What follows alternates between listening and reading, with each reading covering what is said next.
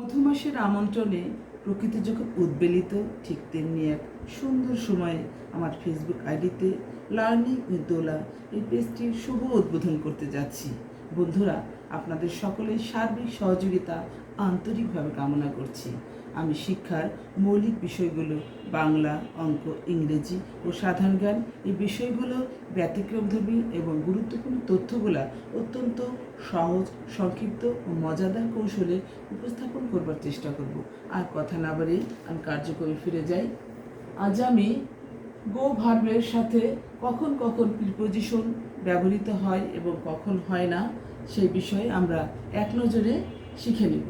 প্রথমে গো, go home, go outside, go shopping, go to work, go to school, go to a cafe, go on vacation, go on a drive, go on a trip, go for a run, go for a walk, go for a coffee.